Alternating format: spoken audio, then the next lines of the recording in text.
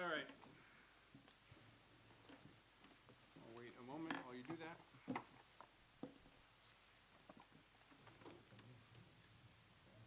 Well, actually, while Holly's doing that, would everybody rise and please join me in the pledge of allegiance to the flag of our country? I pledge allegiance to the flag of the United States of America and to the republic for which it stands, one nation under God, indivisible, with liberty and justice for all. Thank you. All right, how do we sound? Oh, yeah, that's way better. Okay. Sorry. All right, do we have any public comments? No. No? No. Okay. You gotta fill out a form, Ray. You still want to, you can do your comment and then fill out a form after. Yes, please. It's very simple. The commissioner expressed his regret that he could not be here. He had full intention of being here tonight, but they changed the township board meeting to tonight, when it was supposed to be another night, a previous night. So he sends his regrets that he couldn't be here to address the business at hand.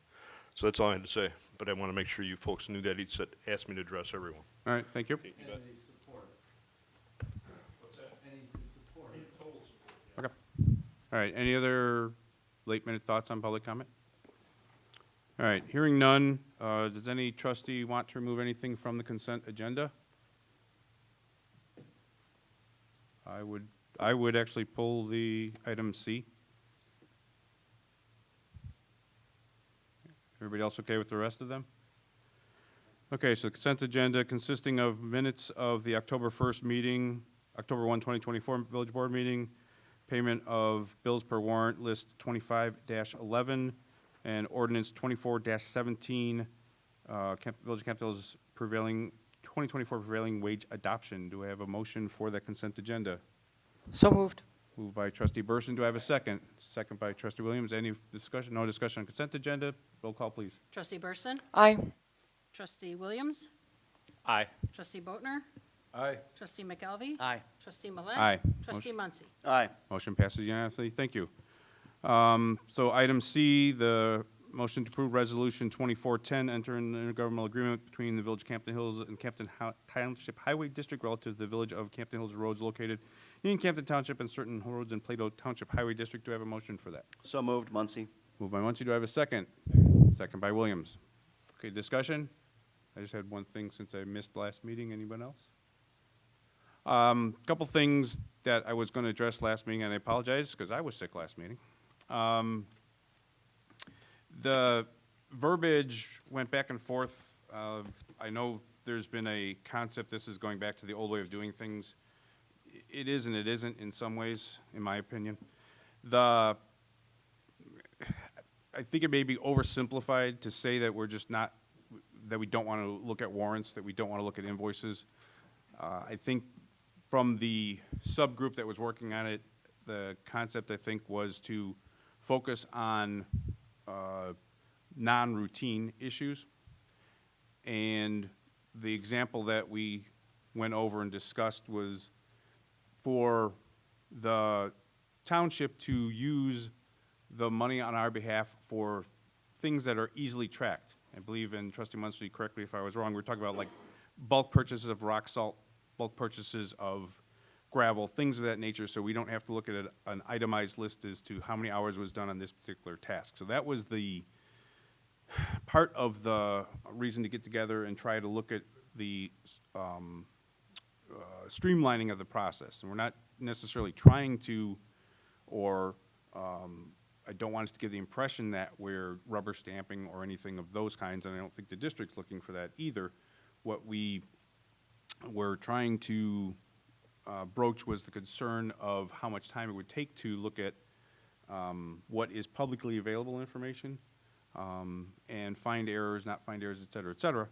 So to that end, this is somewhat swinging, like I said at the beginning, in my opinion, somewhat swinging the pendulum back to where it had been before, but not, I think, all the way back to where it had been before.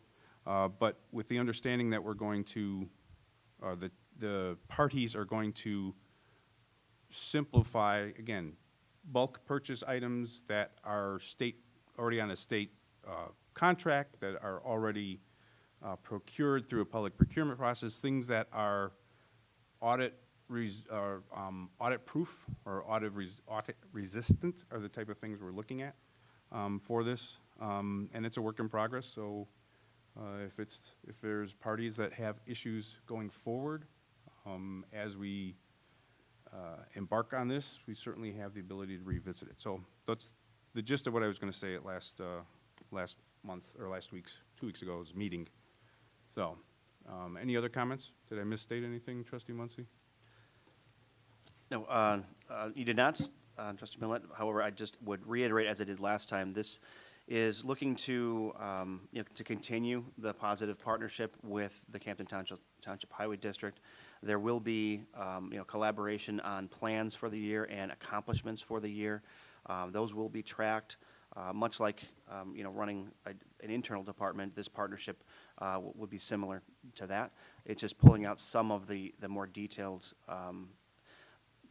items that really are not really giving you the detail that you want. They appear to be more detailed, but when you look into them, we don't know how many hours it takes to gravel a road or whatever else, so why would we scrutinize that? It's a bigger picture partnership, and I think we've achieved what we want to, and I believe that the Township Highway District is happy with it as well. Thank you. Any other, Trustee Burson? I could not say enough good things about the Campton Township Highway Department, so I think that the agreement that has been negotiated seems a significant step forward to me. I question actually what's going on with Plato Township to some extent, not addressed squarely by this agreement because it's not with them, right? And as I understand it, and please correct me if I don't have it correct, most routine road maintenance tasks in Plato Township will be done by Campton Township Highway Department, right? All township has for either Plato on the south edge that is in the village, and everything within the village. And there's a specific itemization for tasks in Plato Township because of the funding. Right, right, understood, understood. But it looks as though snow plowing and ice removal is excluded. Is there a reason for that we should know about?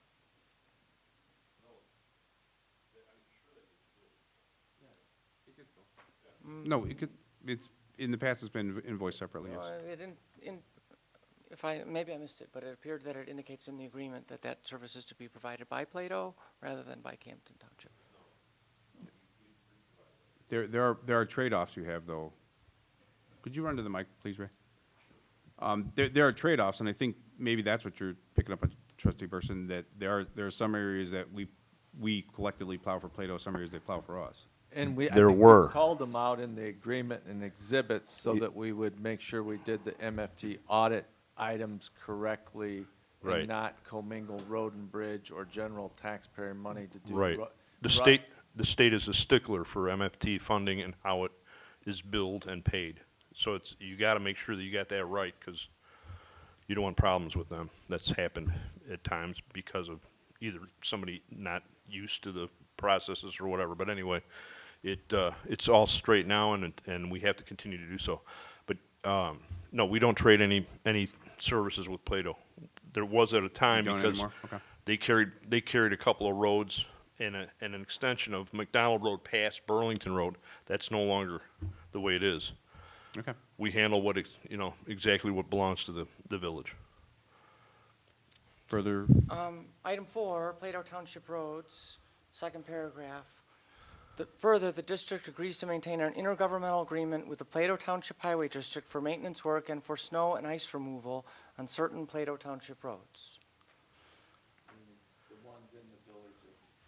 That's in case we have an issue that we can either help them with, or if in case of we can't get to what we have to do for you, Okay, they'll back us up. That's basically what that's Okay, for. great. And we have a real good working relationship with them, always have. great, thank you for explaining. Okay. yeah, that's why I thought this spoke to that swap agreement that we had in the beginning. This allows it to happen again. In if case need be. we need to, only in case we need to, but we've got, I actually do that route now, so I'm waiting to appoint, a real, one of my best guys to go up that way, because I like to stay more centrally located, but right now I do it. Does that work, Attorney? Okay. Answer, okay. Yes, thank you. Any other comments? All right, thank you, Ray. Madam Clerk, please call the roll. Trustee Trustee Muncy. Aye. Trustee Williams. Aye. Trustee Boatner. Aye. Trustee Burson. Aye. Trustee McKelvey. Aye. Trustee Millet. Aye. Thank you, motion passes 6-0. All right, moving on to section 5, staff reports. Chief, what do you got? Thank you.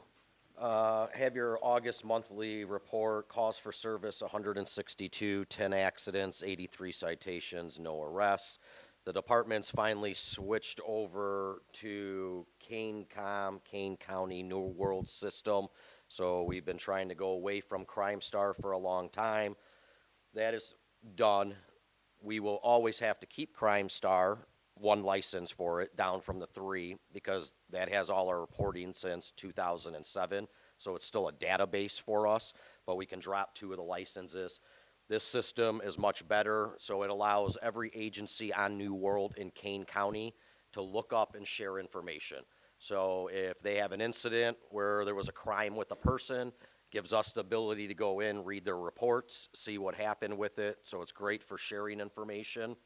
And it also will help me, your guys' monthly report that you get, you're gonna see a slight change on it come next month's report. CaneCom, our dispatch, actually is going to print the report for me, so I no longer have to do it. Thank you, CaneCom. It'll pretty be similar, like the information, the bar graphs and that, but it will look a little different. When you guys look at it, if there's something you want added or taken away from it, let me know, we can do that. But it actually saves me a lot of time because they're gonna do the monthly report for me just as part of our agreement with them. Department is participating in the DEA Drug Take-Back Day, Saturday, October 26, 10 to 2. Reminder again, trick or treat in the village. Halloween, October 31st, 3 to 7. There'll be extra patrols and CERT assistance for that. November 27th, the department's hosting active shooter training at Bell Graham School. Each year I want to rotate between Wasco and Bell Graham. That allows not only our officers, but other agencies that, God forbid, something happens, everyone's going to be coming to it. They get to learn the layout of our schools. They get to know how everything works. So we're going to do that for Bell Graham. Next year will be Wasco. We just did Wasco recently. Sunday, December 15th, the police department's going to host our annual Christmas parade. Santa Claus, his helpers, a bunch of free toys and candy gets tossed out during the parade. I started this parade in 2020 because of COVID. And it started out with a couple vehicles and Santa Claus, and the thing has blown up over like the last 4 years. So like I don't have an option no more, like the residents demand it. So last year's parade, there was over 60 vehicles in it.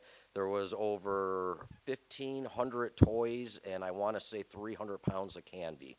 So that will go on again this year. Times and that will come out here shortly. But on that same day, the village is going to host, I should say the police department, but this is for everyone in the village. The police department, administrative, the board, family members. We're going to host a Christmas party. It's going to be on that same day. Hopefully everyone can come out, bring your families to it. Santa Claus and his helpers, yes, are going to attend our party. So once I have all the details figured out, I'll let everyone know. But hopefully everyone that can make it will come out to it. And I believe that is all I have. And Chief, one other update that you got just this morning, working with the commission, the police commission on the lateral transfers. That's a good news story. It is good news, but we'll wait and see how everything plays out. Good news always doesn't turn out good all the time, but I met with the Fire and Police Commission earlier today, so we've already advertised laterals because we still have an opening in our full-time ranks. Right now, the ad's only been out for a little over a week, so we have 4 candidates for a lateral position that meet the qualifications. 2 of them, I believe, are exceptional. The other 2, we haven't quite been able to do backgrounds yet on it. One of them I personally know, he has over 25 years experience. So hopefully everything works out well. We're gonna try to get interviews done next 2 or 3 weeks with the commission, see how everyone ranks, and then we'll go from there after the interviews, the backgrounds, and everything is completed. Thank you, Chief. Any questions for the chief? Trustee Muncy? Thank you. Chief Levan, just a quick question about some of the stats. There was a couple that increased significantly this month, but the one I was more curious about was the 4 reckless drivings in 1 month. Could you elaborate a little on that? Yeah, driving in general has been pretty horrific for me over the last month to 2 months. Like, we have so many complaints with driving here. So we just had, this past week, we had a car flee from one of our officers for a simple traffic light headlight out. And he ended up fleeing, and he ended up crashing into an innocent motorist. So the reckless driving is out of control right now. I have complaints out of almost every subdivision in the village, main roads, like, we're trying enforcement efforts everywhere. We have limited resources to do it. Kane County Sheriff, even when they have the extra cars, will come into the area and help. It's just not stopping people right now. Accidents are starting to go back up again. And then what scares me even more is, this is a warning to everyone, because we are in October, deer give it another week or two. I've already seen the increase, and like, we usually average from end of October to December, January, 4 or 5 car versus deer accidents. So like, that's now going to play into it. But to be honest, people just drive like fools. I mean, honestly, there's no other way to say. I mean, it is like, they disregard the speed limits out there. We have roadways that are 55 miles an hour, and people think it's acceptable to do 80, 90 miles an hour. I mean, the sad part is, you would like to say, well, this is a lot of motorists that are passing through the village that are doing this. Unfortunately, it's not. Like, I would say probably we will, if we make traffic stops, let's just use Fox Mill, for example, disregarding stop signs, double the posted limit, disobeying school buses, 8 out of 10 of them at least are going to be the residents that are doing those infractions. So it's a bad problem, not just for Campton Hills, all over the area. I don't know that there is really a way. I mean, we can enforce, but here's also something that plays into it is the Safety Act. Like, it plays into everything that goes on right now, because if you want to keep changing laws and you want to keep changing the statutes and the punishments for stuff, if you know there's no punishment for something beyond traffic, crimes right now, you can go into a store, you can steal items, you can go batter a person, and I can, give you a ticket, not take you to jail, say, here, hopefully you show up for court. Like, there's so much more that goes into everything that's going on right now, and a big part of it does pertain to the Safety Act. Like, the Safety Act was a good piece of measure with good intention when it came out. Unfortunately, it has a lot of garbage in there that wasn't worked out correctly. Like, I look at the body cams for Safety Act. I love the body cams. I think they're great. But there's so much stuff. If you don't have no consequences to what you do, what does it matter anymore? Before, if you exceeded the speed limit by double, your license got suspended. Like, that's just what it was. That's not the case anymore. There isn't consequences for what people do anymore, so it doesn't matter. And there is the respect level for law enforcement continues to drop every single day. I see it all the time, especially with the younger people. There is no consequences for stuff anymore. Thanks, Chief Levan. If there's anything we can do as a board, especially, as you said, with our own residents, to remind them that this is our community and they should behave within it and drive appropriately, please let us know. We're obviously all here to try to help. Any other questions for the chief? All right, hearing none. Thanks, Chief. Move on to Treasurer's report. Mr. McPhillips. Hey, good evening, everybody. You should have received the 5-month year-to-date results, financial results. I will briefly go through them. Looking at the general fund on page 1, column G, we have 48.3% of the budgeted revenue thus far, and we are 42% into the fiscal year, so that is a positive trend. For our general fund expenditures, we are almost exactly on budget. We have 41.8%. I think 5/12 comes out to what, 41.66, so that is almost exactly where we want to be. I'm not going to go through the department detail unless anyone has any questions, so I'm going to skip on to page 8. Page 8 has the MFT funds. We've received about 39.8% of our MFT budgeted revenue, so we're a little bit under budget there. Our expenditures are at 99.2%, which I've stated earlier in the memo that we don't anticipate spending much more since the road construction season, I believe, has passed. Also with road and bridge, we received most of our budgeted road and bridge funds thus far, 81.7%, and we've expended 56.1% of the budgeted expenditures. The capital fund, we haven't made the transfer yet over from the general fund, but we have expended the money on the police vehicle. So we don't anticipate much else in terms of expenditures for capital funds. Moving on to the cash balances, we are about $1 million less than we were on the 3-month year-to-date results I provided. We are currently at 5.3 million, and the reason we're down $1 million is because we had some hefty expenditures last month for, road construction. Any questions? Any questions for Treasurer? Okay. Thank you very much. Hearing none, thank you. All right, that concludes staff reports. Move on to item number 6, action items. First item up is motion to approve ordinance 24-20, authorizing the disposal of surplus property in the possession of the Campton Hills Police Department, specifically the traffic speed radar trailer. So moved, Muncy. Second. All right, any questions, discussions? Trustee Muncy? Yeah, the question is for Chief Levand. I understand that this speed trailer, due to its age and technology, has become no longer useful because it does not operate correctly and parts for it are no longer available. Is that correct? Yeah, 5, 6 years ago.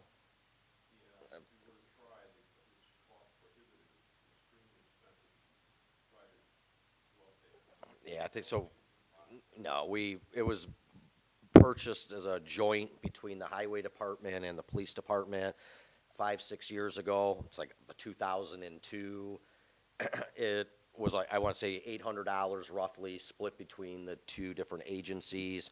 Like, that is tops on my list. Like, I wish that thing worked right now because, especially with the speeding problems, like, I would love to have 5 of those because people don't realize what speed trailers do. Like, you see it flash a sign and it says what your speed is.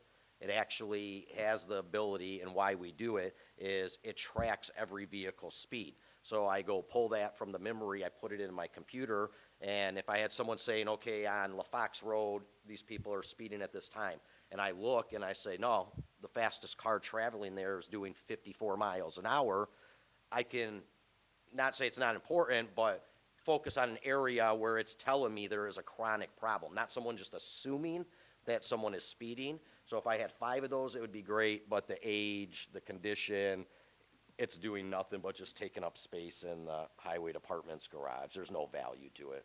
Okay, thank you for the answer, and I think, as you stated, I think they work. I mean, the data shows that they do have an impact on speed, but they also collect data for you. So we would like to have 1 or more of those if possible. If the two of you, obviously, if you hear of one that goes up for sale, used or something, let us know. I think that would be something we would definitely be interested in potentially investing in. Trustee It'll Williams? probably be Oh. something that we put in next year's budget, for sure.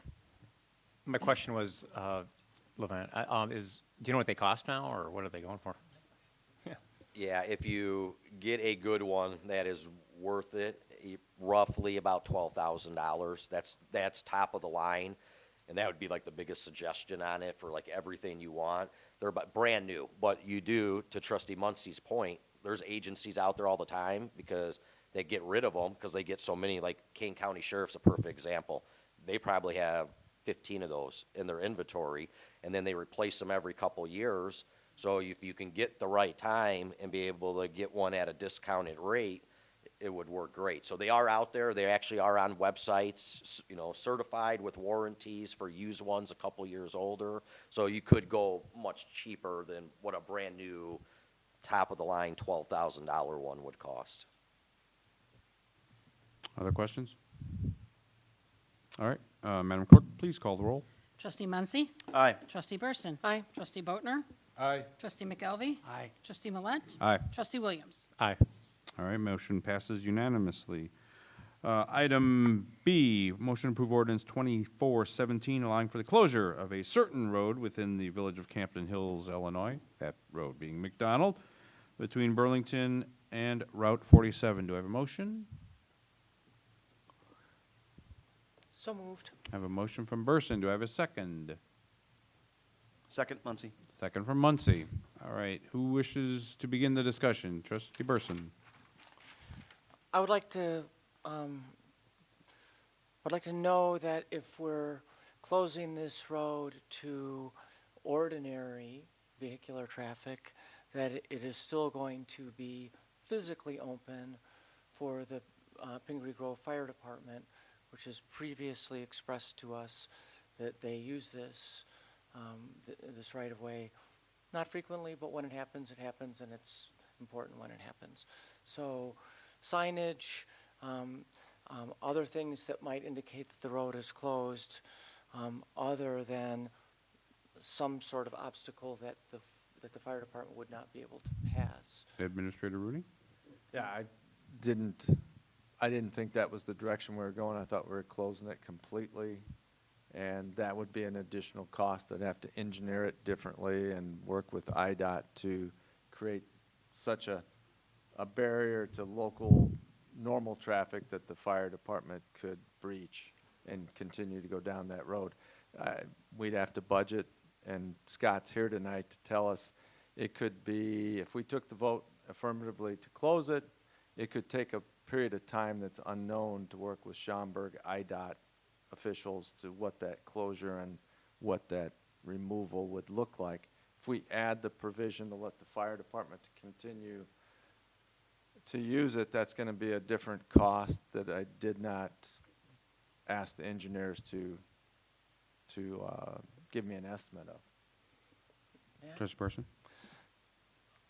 Do we believe that the Pingree Grove Fire Department is comfortable with this closure if we were to pursue it as a total? I think he made his position crystal clear a month ago when he objected to it. I think everyone is familiar with that road. It's less than a quarter of a mile to get to the traffic circle and take a right through the traffic circle down Burlington Road to get to the same place. You know, you can judge for yourself if that's an extra minute or 2 minutes. You know, that's going to add to their calls in a very specified area on Burlington Road, or the section of McDonald that goes west another 2 miles into, you know. So would it change the life and death outcome of any resident potentially? The fireman will always tell you it will. You got to just practically measure the life-threatening condition of the road and make the policy call. The fireman will never acquiesce to say it should be closed. They're clear on that. Good. Trustee Muncy was first. The closure of the road needs to be physical if we do it. If you put up signs that say "Do not enter," I believe the Pingree Grove Fire Department suggested the kind of surface that is basically the grass goes through it. It's concrete blocks with holes in it, that sort of thing. Well, somebody has to mow that. Somebody has to plow that. It needs to be a physical. Obviously, you can't get through here, so that means the Pingree Grove Fire Department would also not be able to get through there unless we engineered something very distinct. Again, I think the last time we discussed this, the data does not show that it's the people cutting through that are getting into the accidents, at least that our police chief is finding through his research. It's the ones that are turning left and right onto 47 from McDonald, traveling west on McDonald. And again, we are just trying, or going to try something if the traffic study allows us to, or proves it out. We're trying one thing on McDonald. I would like to take maybe a more scientific type approach of do one thing, see how that works, and then see if you need to do another thing, rather than taking a more shotgun approach of let's do this, this, and that. So I would be not in favor of closing this at this time. I want to see what we can do on McDonald Road, the existing portion between Kendall and 47. See what we can do there, and then if we want to come back and look at this later, then, that would make sense. Trustee Williams? I would say that, when I talked about it last time at the last meeting, I was saying the same thing you were just saying a little bit. I drove through that spot today just to kind of give it a test, and I put the rumble strips. I think there was a couple test rumble strips through there, or like No, cords. It's the traffic study. Is that what that is? Okay. It's- Sorry. I was like, wow, they're not good enough for me. All those are doing is they installed register. it I didn't know yesterday. what. It's the traffic That's study good. stuff. But They no. register the number of vehicles that cross that intersection Okay. at So- both sides of 47. I think that, in my opinion, I think we're going to end up doing both, okay? But I don't know that. I would probably be for both, probably definitely, because I just don't want to see accidents there at all, especially now that I do believe McDonald is a dangerous road. I believe it's a road that a lot of people dump off on, and if we got these other circles near there, it's just the best way to do it. But also, too, I'm kind of a firm believer that let's try something. I'm kind of the same way. I think let's try something, because closing a road is closing a road. I think it's a waste of a road. I don't want to say that. And I mean, there's a couple people that live on there, but it's not that big of a deal. The people that live on it, there's 4 Yes. residents, and 3 out of the 4 are very supportive of closing it because Yeah. they don't want the traffic. Yeah, going based by their based on homes. that, I would say I could vote tonight to close it and close off things on McDonald easily. I could easily do that. If the people that live on it don't care, it's a no-brainer for me, because I think, it's a half thing. One's left-right and one's straight through, right? And then indirectly, we're helping the people that are coming from not our village on the McDonald, on the 47, that are coming from the west, not getting killed either. So I think it just drives people to, it's such a weird road. When you drive it, you pull up and you're like, really? I can go right here on an angle already? I mean, it is a weird setup. So that's why I would say, I would vote to close it tonight. And I would vote to do anything we can to slow down traffic on McDonald, which we already kind of are doing a study on. So that's kind of my belief in it. Other comments? Trustee Bodnar? Yeah, I'm in support of closing the McDonald Road. I see very little negative in closing McDonald Road. Kind of putting everything in 2 different piles, looking at closing it and not closing it. If we decided to close it tonight, that intersection has to be approved by IDOT, so there's going to be a process there. That's going to take some time. They're going to have to review our plan. They could come back with changes, but either way, it's going to take some time. So it's not going to happen right away, and I think we really need to get the ball rolling on it right away while we're putting the rumble strips in, while we're doing the traffic study. It's a low expense. We're closing a road. We're doing this to increase the safety of the intersection, potentially save lives. The bucket to do it is much greater than, really the negatives are. We are adding a couple minutes potentially to the commute for the firefighters, which is a huge negative. But again, I don't see that outweighing closing the road down as soon as possible. Trustee Muncy? Thank you.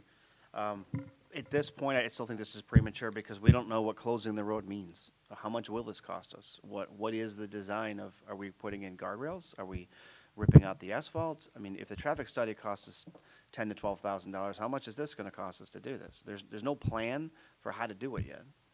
I just haven't And heard the one. reason there's no plan is H.R. Green nor myself, what you normally go to IDOT is to put a driveway or a road connection to an IDOT road. I'm not sure that the folks at Schaumburg are gonna go, where's my book and my precedent on taking a road out? They're gonna, Scott and I talked, they may really have to decide kind of on the fly. This is probably the first one in anybody's engineered life in IDOT that we've closed a leg of a road that serves as an arterial type situation. So Scott can't tell us if just removing the asphalt and putting some sawgrass is gonna be acceptable, or they're gonna require something more significant until we submit that we're closing it. And if they come up with some very high expenses, you can rescind your vote. But we can't get a cost till we go to IDOT and say we're gonna close this leg. So I hate to sound like the Obamacare thing, you don't know the cost till you take the action. But we really, Scott could speak to it, I asked him to look into it if he could, kind of highlight what I just said.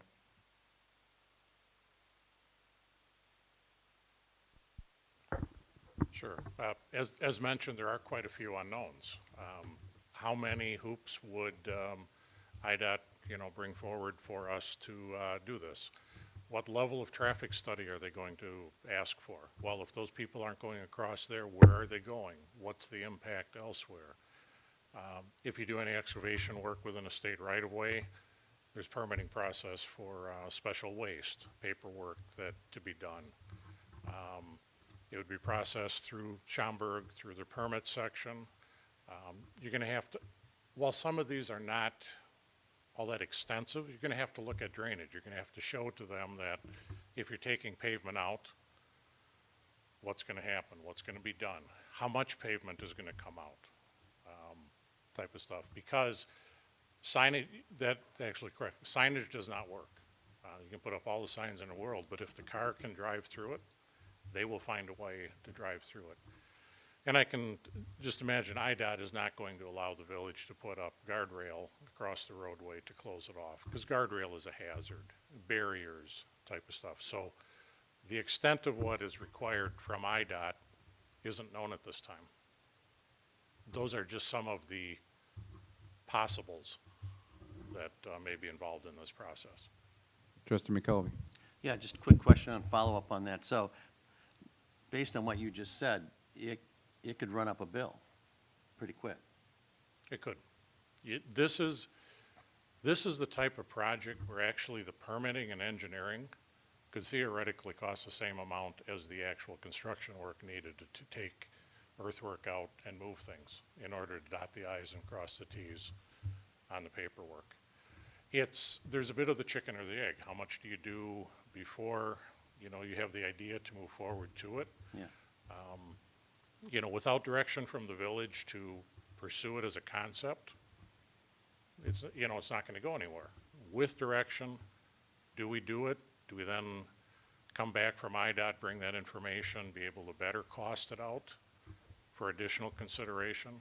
Those are things to think about. And the reason Scott can't do that, as I said, there's nothing in their books to show removal for us to give an engineer's estimate of what the permit section will require us.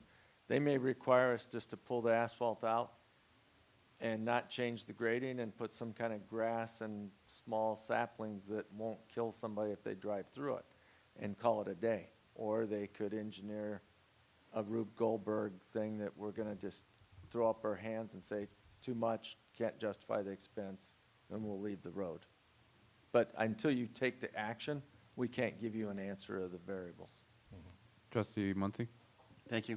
I hear that, although I don't see a variable here that costs less than 2 or 3 speed trailers or other things that we could do. And that would be the low end. So again, I would be, at this point, just not knowing how much it's going to be, but knowing that even the minimum is going to be quite expensive, I'm not quite sure this is justified. I think we want to focus on, the saving life and preventing accidents. Our data is not showing us that it's the cut through that's getting those at this point. It's the left and right turns off of McDonald, people proceeding west. I think so that we focus on that. Just asked a question of council here. It's permissive language, right? So we're not saying we're closing the road as of this action. I asked why not a resolution, and would you repeat what you said to me, Attorney? Given the fact that the village is intending to close the road, really alter its map of its municipal street system, I just felt it was appropriate to make it more formal and use an ordinance rather than a resolution. And it's going to be an expenditure of funds as well, so. Trustee Williams. Right. Is there, do we have any estimate of just what it would take to get an estimate? I mean, I feel like we're getting an estimate of an estimate of an estimate, but what does it cost to get an estimate? Is this uncharted waters? If we enact this, you know, is there, I mean, are we talking 10,000? I mean, that's a great point you brought up, to speed we could go buy a fleet of the You're truck not trailers. expending any money by this action. You're gonna give us the ordinance to take to IDOT IDOT will tell us what they want and demand, and then we'll price it at that point. And if you don't approve the cost of A, B, and C that comes down the pipe, we would likely rescind our ordinance because of cost. at a Mr. later Williams, date. you were following up? So we're not going to have an engineering fee associated with this? There would be a fairly nominal cost, because we have to go to IDOT with some exhibits. We can't just go up and say, hey, how about if we do this? We have to show them some ideas, some concepts, time for a meeting. Nothing, and you can't such. give me a guesstimate, or, I know that's kind of asking a crazy question, but.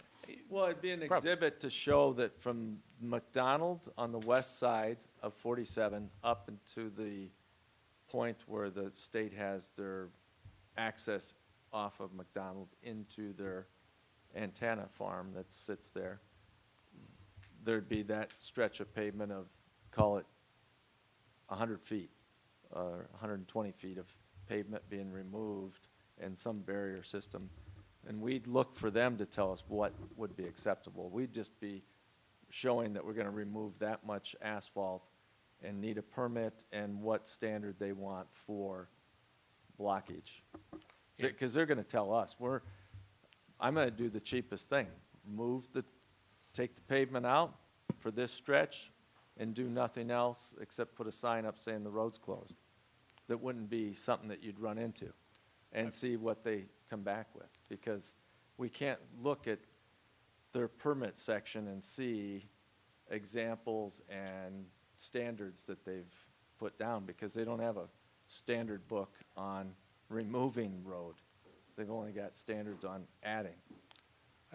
I would say, just to give you food for thought, it's going to be in the range of several $1,000s to prepare some exhibits, create some meeting time, summary memo, you know, come back from that. Trustee Boatner? Yeah, so this was kind of my point of getting the ball rolling. You know, we really don't know what we're getting into, and I am hoping, you know, that something can be done really efficiently just to go in. I mean, can't discussions be had with folks over in Schaumburg with IDOT without doing drawings? I mean, can't you sit down and have a meeting? You can't talk about an intersection and say, this is what we're looking to do. I mean, without formally going in with exhibits, just can't be done. These would be high-level exhibits drawn on aerial photos type of thing. They're not going to be complicated exhibits, but I can tell you, no, you cannot walk in with an idea without a picture and get anywhere. I mean, because when we first started talking to this, I had reached out to IDOT and just kind of was brainstorming with those folks. I mean, of course, not officially, but just kind of talking about things that could be done. And they seemed very receptive to having these kind of conversations and brainstorming. Just getting directions so that we're not spinning our wheels going in with A, and they could tell us right off the bat, like, this is what you need to do here. Here's precedents of other communities in the state of Illinois that have done similar things. I mean, there's certainly precedents in other areas where folks have had to close down roads. This isn't the first road to be closed down. No, and the exhibits would be preliminary.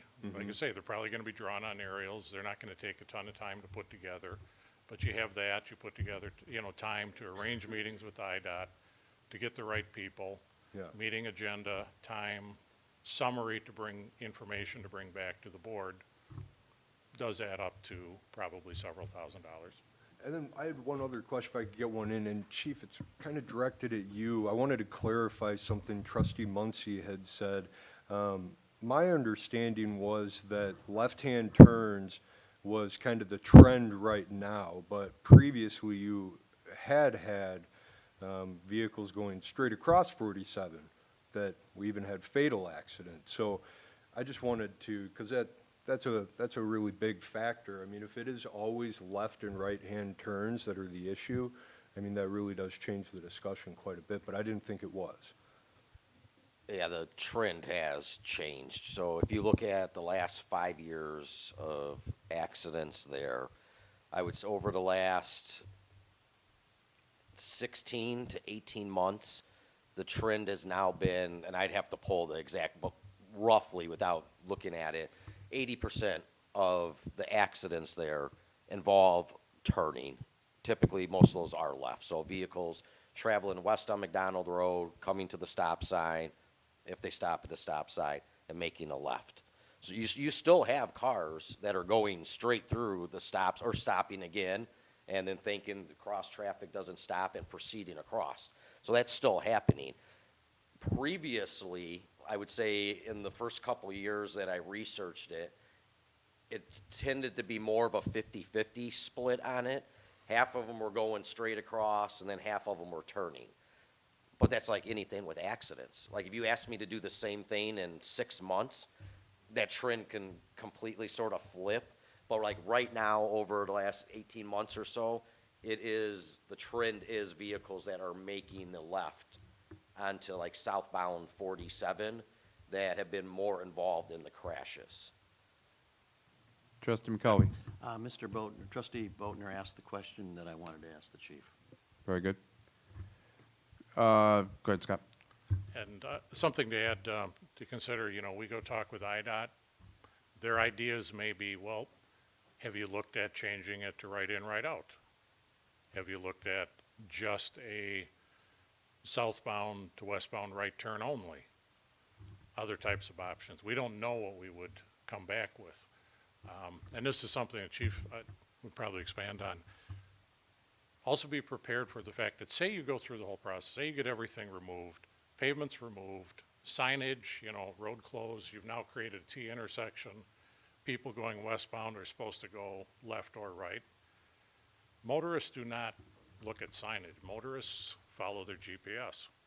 I can almost guarantee if you do this, you're going to have someone sail straight across 47 because the road used to be open and will drive off. Well, we can't. It's human nature. Yeah, we can't plan for idiocy. So the question that I would have, there is a recent example. There's an ongoing example. St. Charles is trying to close First Street at 64 for about 9 years or something like that, involving a signal. Simplest thing in the world, and it's been challenging for them. Not to say it wouldn't be for us, but I think the question that or the reason I asked the attorney to state his thoughts, do we have more for our considerations board? Do we have more authority if our staff and representatives go to IDOT with the intent of the village board to close the road, clearly stated in this ordinance? Or do we have it in the form of a resolution, or do we have it in the form of a tabled ordinance? I mean, does it matter? We want our representatives to go talk to IDOT. Is that the consensus of the board? I see head nodding. Okay. Then is this, back to is this the right vehicle to go for that at this point? Trustee Burson.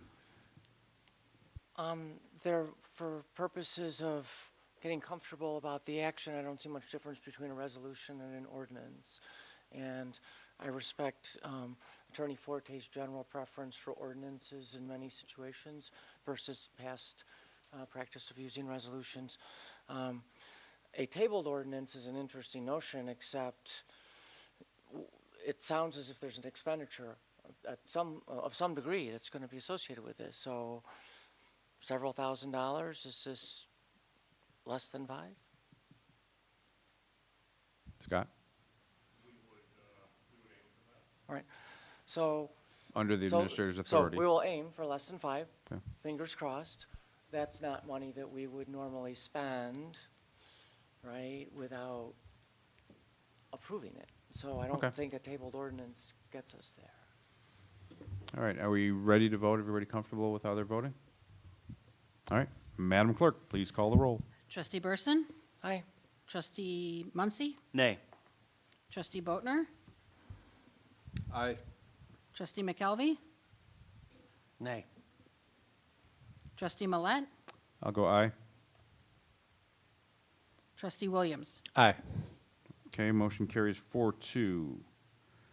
All right, next up, thank you, Scott. Next up, we have a motion to approve renewal invoice from IML Risk Management, RM, in this, I got that messed up.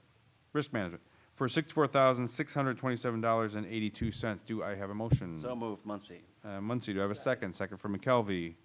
Administrator Rooney, for the benefit of the viewing public, what are we doing? It's your ongoing liability, general liability insurance that the village has had with RMA for a period of years, and we're saving a grand total of $640.18 for paying before January 1st.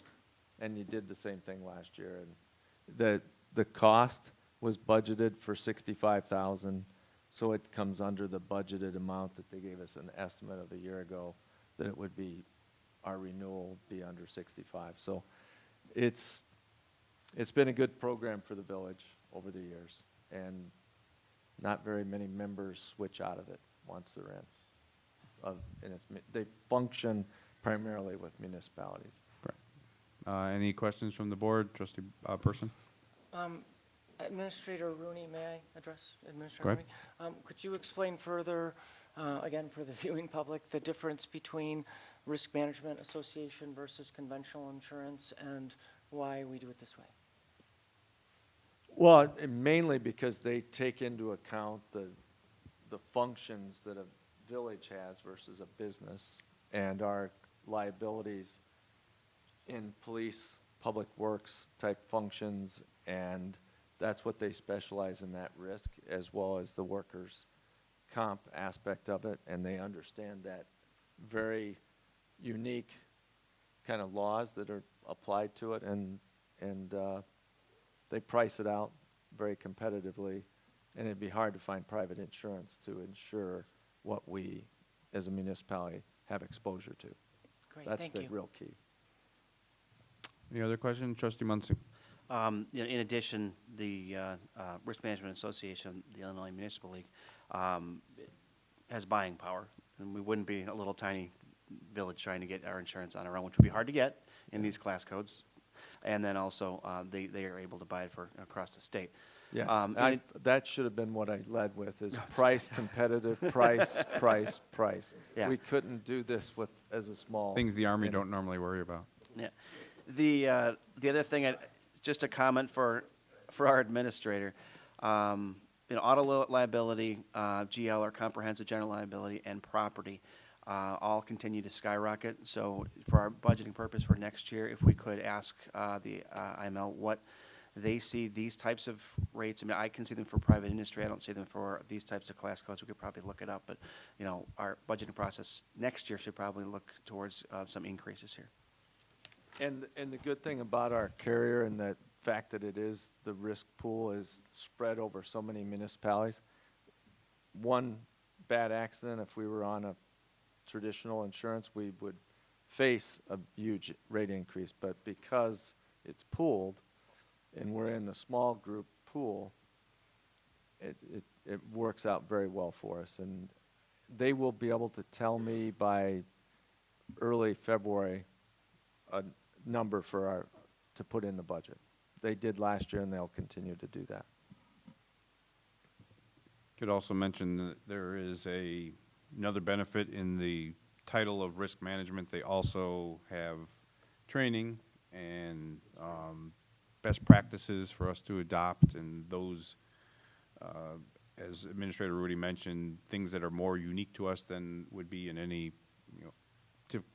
particular private sector enterprise.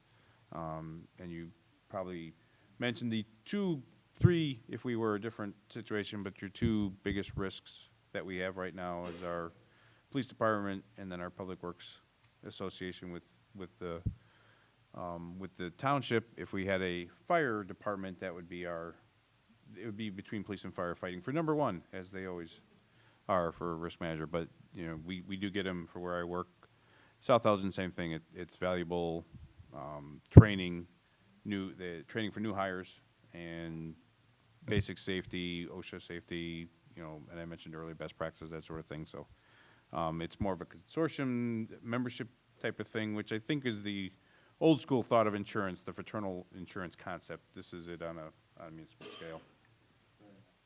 Yes, and because of the relationship with the Campton Township, we're not first in the line to be held liable for an action.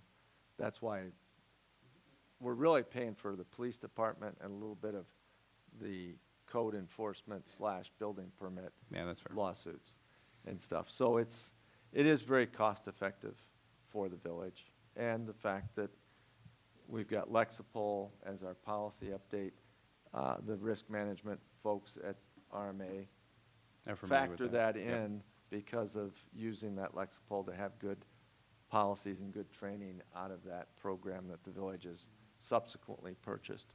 with- Excellent. That the chief asks us to renew every year in the budget process. Any further comments or questions? Hearing none, Madam Clerk, please call the roll. Trustee Muncy? Aye. Trustee McKelvey? Aye. Trustee Boatner? Aye. Trustee Burson? Aye. Trustee Millet? Aye. Trustee Williams? Aye. Motion passes unanimously. Thank you.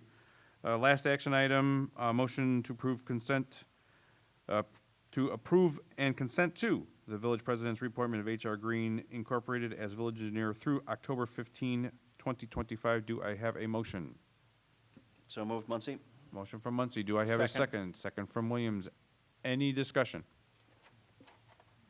Trustee Muncy. Thank you. The term this time around, being another year, seems extensive to me because we had agreed to do, the consensus was to do an RFQ or RFP process. Not that that is any indication of dissatisfaction or anything in that regard with HR Green or anyone else. It's just common practice that every few years we do that, and it's been, I don't know, 10 years or so almost that we have not done that. So I think we agreed in the past that we would do one, and I think that should take 3 months, 4 months, maybe up to 6 months. 3 months, okay. So the end of that, this agreement should probably be January 15th, something, I don't know. I put that out to the board for discussion. Yeah, an RFQ would go out, and I think part of the reason the village president, I'll speak to why she asked it to be moved from March, April timeframe to the October is the KDOT bypass list and the fact that Phase 1 engineering was already done with HR Green to get into that program. And her thought, and I couldn't disabuse her really of it, that that's a fixed cost for the next year's road project that we're already kind of committed to HR Green, and to change in the midstream she thought would be not well served, because if we did select a different engineer, we might have to replicate part of or most of that Phase 1 engineering. So, Mike, if you could elaborate on that. No, I'm good. Trustee McKelvey? Yeah, I just, Trustee Muncy kind of hit on what I was going to bring up, because I thought we did have consensus that we were going to go out and do an RFQ. So, I mean, I'm comfortable moving the date, but it should be moved forward, yeah, you know, and to me, whether it's December 15th or January 15th, I think that's what it should be. And is it not my understanding, Administrator Rudy, that you've kind of, I thought had started the process of gathering the information? We've and got getting the list paperwork? of Metro West engineers that are part of this area, and I've got a couple other additional firms that are been suggested from various people. So we've got a list of 10 to send it to, basically, engineering firms. How many will respond? But the document has been vetted. Mike has looked at it for me, Trustee Muncy, you know, for form. I just have to put in the date of when you have to respond by and when the general selection timeframe would be. That's the only 2 items to add to the document. It could go on the street tomorrow. I didn't want to put it out there till I had this vote to direct me for October. So respond in, say, June, get the document, respond by mid to late July, have a committee select the finalists. That could be the Public Works Subcommittee, and then the final 2 be interviewed by a subset of this group or the whole group. And you make your selection by the first meeting after Labor Day, and you could do it. Or that same thing could be done to have it effective the second meeting in January, because the holiday, you're gonna have to kind of slow down, because a lot of work doesn't get done, you know, for somebody to respond during the holiday. Yeah, and just for confirmation, I believe the current contract expires the end of October, or am I wrong on that? That's why it's up for discussion. That's why and I you've got need- it, that's I- why we're under the gun yeah. a little bit on that. Well, you could pick April, you could pick October. I mean, they're not gonna No, I got stop it. working for us. No, I understand. So I think, I guess what I'm saying is, I just think we need to change the date that we can get our minds around, and I'm good with it. You want to do an amendment then, or what are you thinking? Yeah, well, I mean, I'll make amendment to January 15th. Okay, so Just that's an throwing it out. amendment to the motion on the floor to change the sunset date to January 15th, 2025? Correct. Okay. Is there a second for that motion? Okay. Dies for a second. Point of I may order, go ahead. second that motion. You may, I have- okay. I have a question first. Question? I completely respect President Winicki's desire to ride the horse that we selected on some of the projects that were on the KKCOM list. Is there a reason why we would not be able to maintain that work with HR Green, even though we might have selected a new engineer? I can answer that. There is no reason. I mean, it's not So these are not uncommon practice. mutually They're not exclusive at mutually all. exclusive terms. If we decide that HR Green would carry the water through on the potential projects, then we could decide that. And if we wanted to have a separate village engineer going forward, we can also select that too. So having a January 15th, and we may choose HR Green again after the RFP Right. process too. So given that, I second trustee Well, I McKelvey's would, motion. Okay. if I could, on the discussion, I'd like you to put the date, the first meeting in February, because over the holiday, to get a response and have meetings, even with amongst yourselves, to pick. Okay. Your dates of availability over the holidays are not, Amend the amendment to February 15th and make it Valentine's Day, or whatever, the middle of February. Okay. Second. All right, so, Madam Clerk, we had a motion, the maker of the motion amended his own motion to February 15th, 2025, instead of January 15th, 2025. The seconder agreed to that, that's a friendly amendment, seconder agreed to the friendly amendment.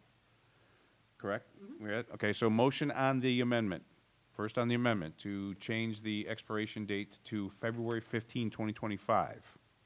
We can do that by, we don't have to roll call on an amendment, do we? No. Voice vote? All in favor of Aye. amendment signify by saying aye. Aye. Any opposed, nay? Okay, amendment passes. All right, so the resolution that is now, or the motion that is now on the floor is to approving consent, advising consent, the village president's reappointment of HR Green as village engineer through February 15, 2025.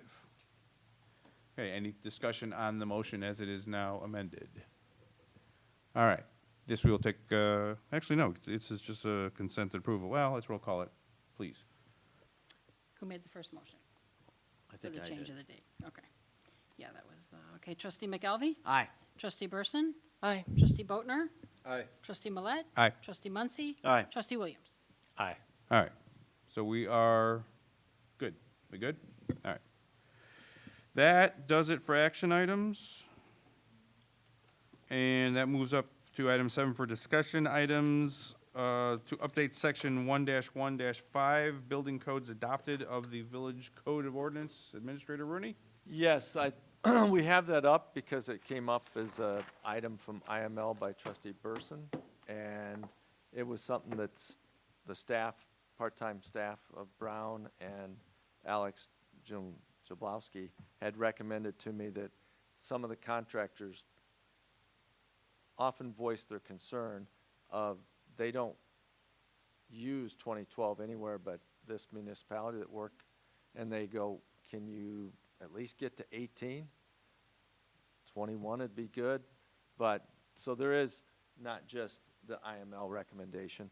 It is difficult for some of our contractors to work on 2012 international, because there's very few, and BNF would appreciate us moving forward to a more recent one as well. So I guess the discussion would be to move this forward and for staff to give a very formal recommendation of 2018 for everything, or maybe 2018 for the bulk of it, and under the electrical or some specified code, go to 21 because of the energy efficiency requirements that are already mandated by the state.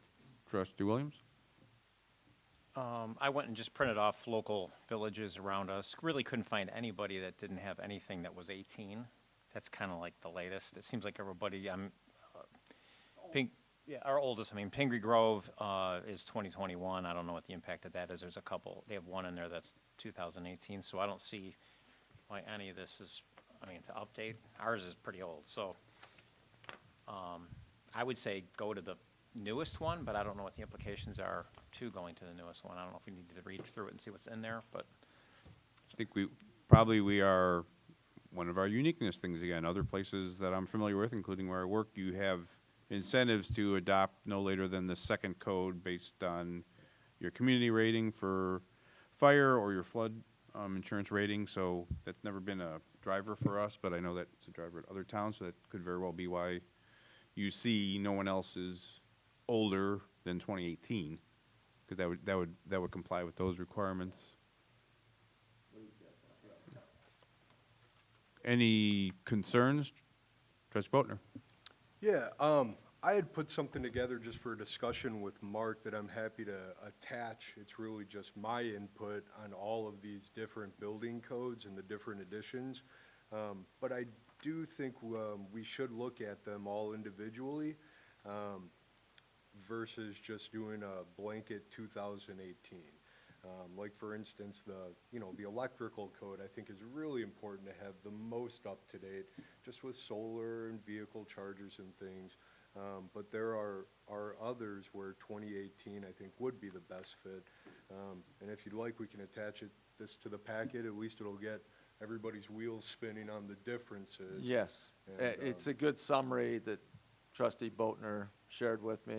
It saved me the work of doing it. So I'd recommend 2018 and probably the electrical, and I'll work with, some of the permitting and talk to our friends that we use for our plan reviews and permitting, which is BNF Technical.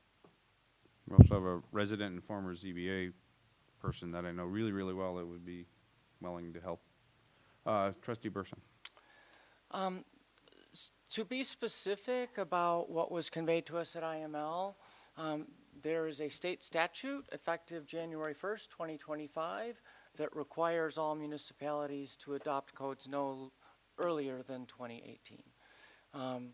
And we were told that they actually wanted it to be 2021, but they left it at 2018 because there were, as Trustee Williams has documented, of a large number of municipalities that are at 2018.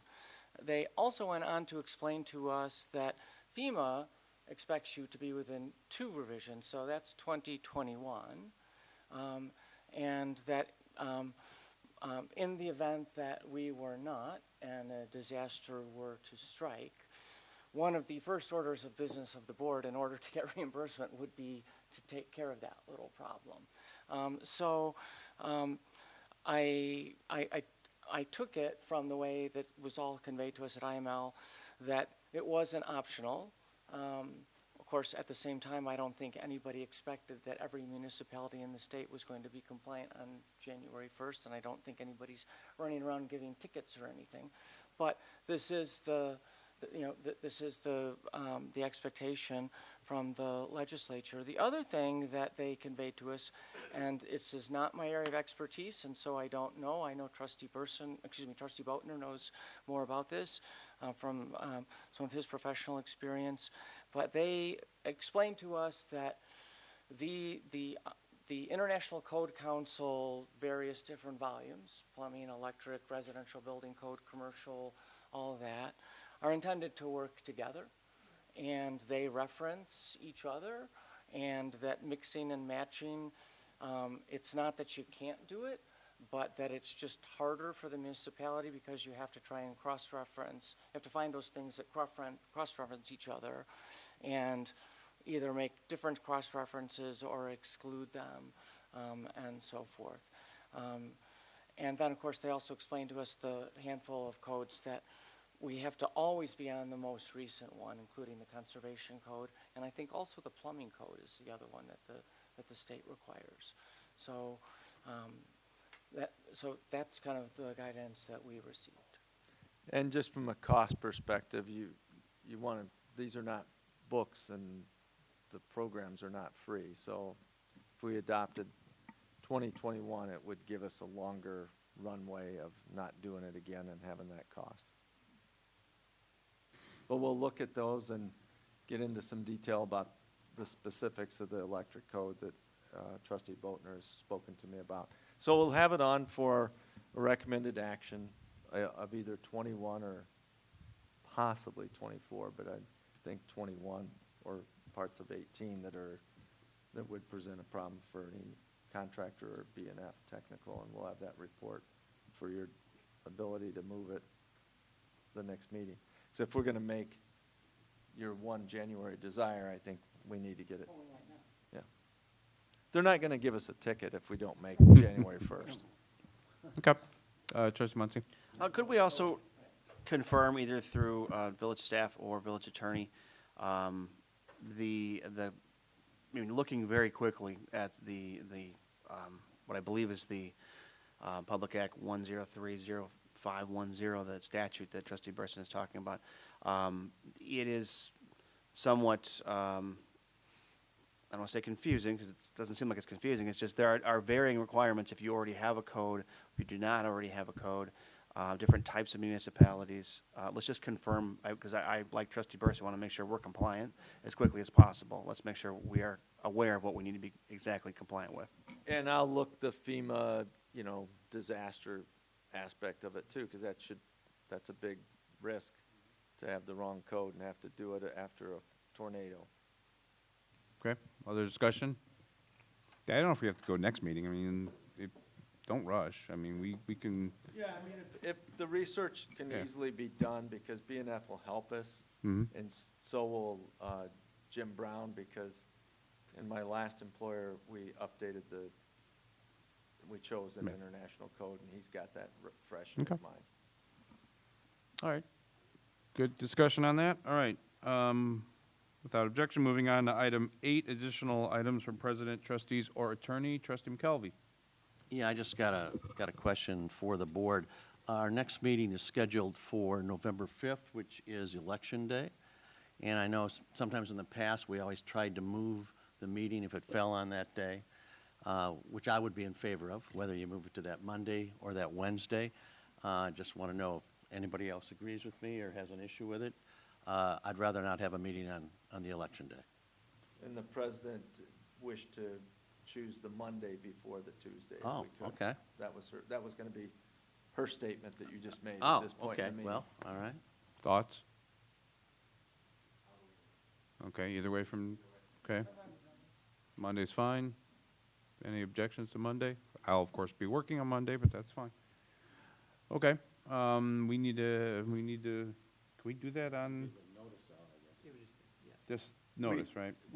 The clerk could put a cancellation and then call Okay. a special So meeting for the you consider Monday. yourself directed to do that? Yep. All right. Okay, other new items? Somebody want to take the good news from KCOM? You want to mention that? Scott, you want to mention that? Everybody know? I'll ask Scott to mention it. The bu-